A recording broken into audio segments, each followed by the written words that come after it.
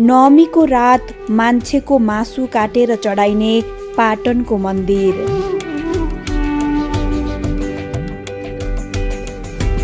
अस्ति PCR test गर्न नाकमा सुइरो घुसाउँदा मेरो सातो पुत्लो उडेको थियो। कहिलेकाहीँ इन्जेक्सन लगाउनु पर्यो भने सुई देखेरै सिरिङ्ग भएर आउँछ।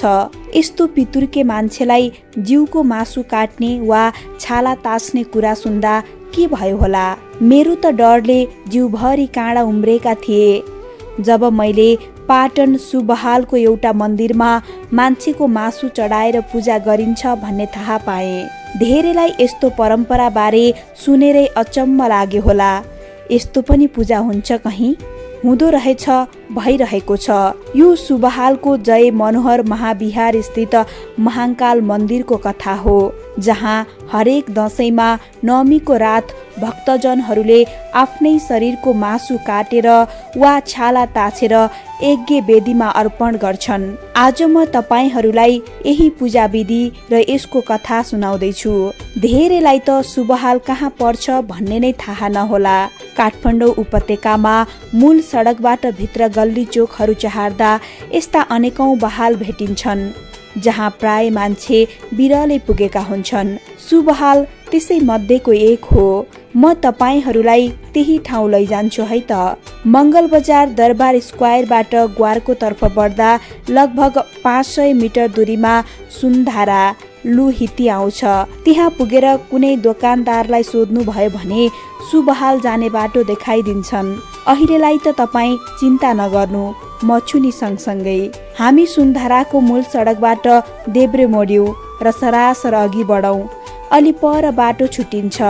दुईवटा मोटरसाइकल सजिलै हाँक्न मिल्ने दाहिने बाटो अलिकति बढ्दा गणेश मन्दिर छ। अहिले यहाँ मर्मत सम्भार हुँदैछ। तपाईहरू जाँदा पुरा भइसक्न सक्छ। मन्दिरको ठ्याक्कै पछाडि फराकिलो ढोका छ। ढोका पार गरेपछि फराकिलो बहाल आउँछ।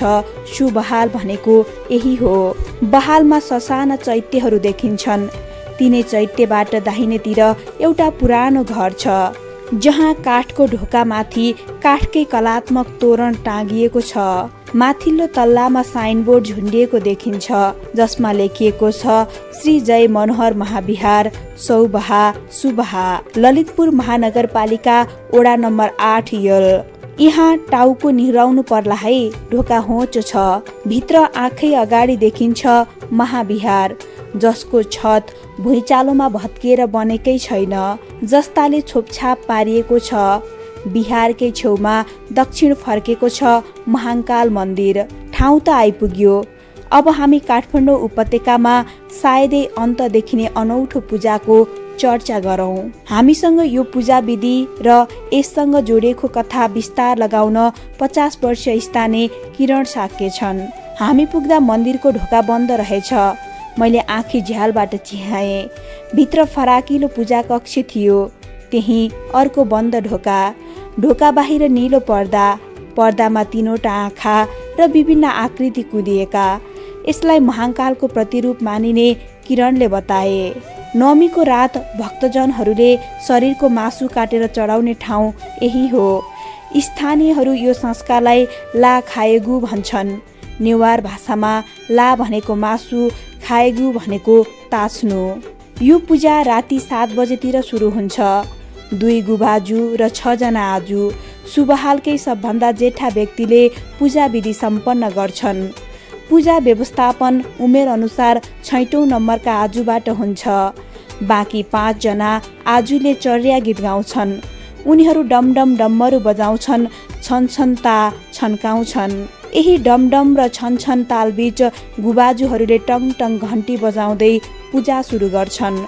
पूजा कक्षमै मक्कलमा आगो बालेर होम गरिन्छ। जसै गुबाजुले ला खाएगु सुरु गर्न इसारा गर्छन्, भक्तजनहरू पालै पालो पूजा कक्ष छिर्छन्।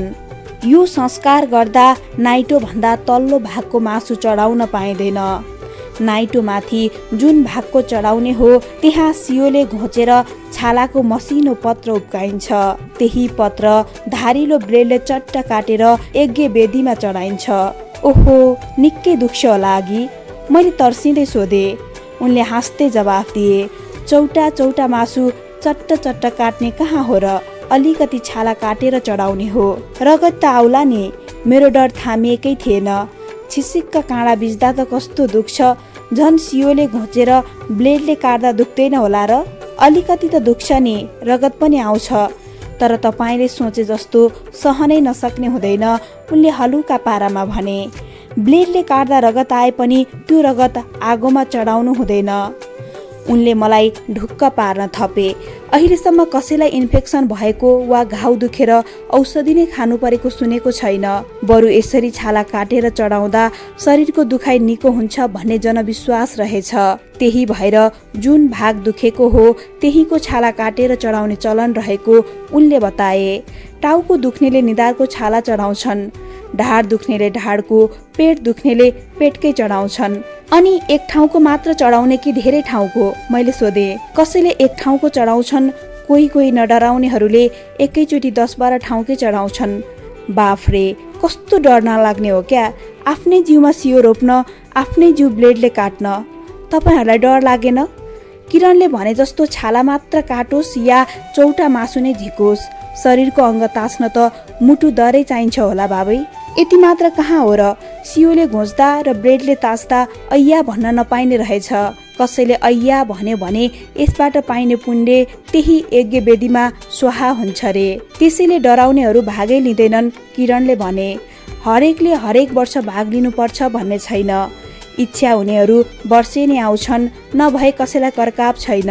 उनी आफैले जम्मा 4 चोटि भाग लिएका रहेछन्। अन्तिम चोटि गरेकै 12-15 वर्ष बितिसकेछ। यसमा सरिक हुन सुबहालकै स्थानीय वा साक्य कुलको हुनुपर्ने बन्देज छैन।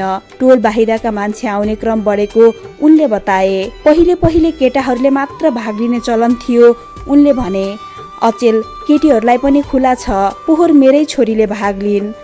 अनि आफ्नो मासु आफै काट्नुपर्छ कि अरूले काटे पनि हुन्छ? मेरो यो प्रश्नमा किरणले भने, मैले त आफै काटेको थिएँ। कसैलाई अर्काले काटिदिन्छन्। काट्ने मान्छेको आँखा तेजिलो र हात नकाम्ने हुनुपर्छ, नभए ठुलो घाउ हुन सक्छ।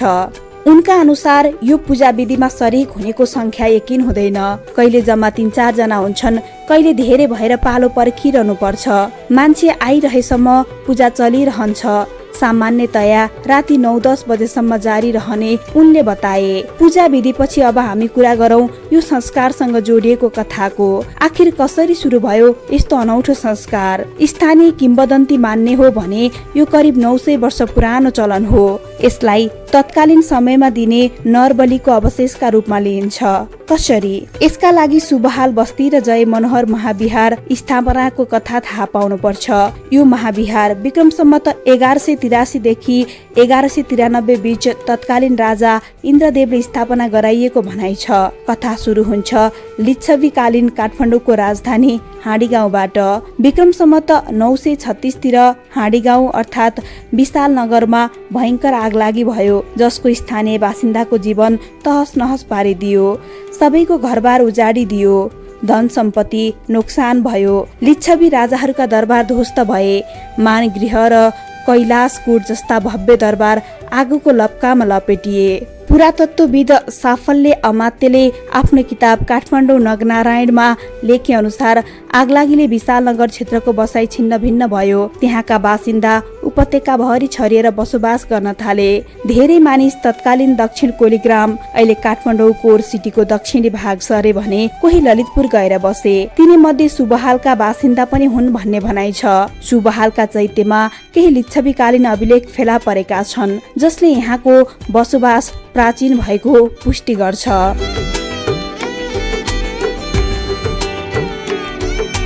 सुदीप श्रेष्ठले लेख्नु भएको यो सामग्री हामीले सेतोपाटी.com बाट साभार गरेका हौं।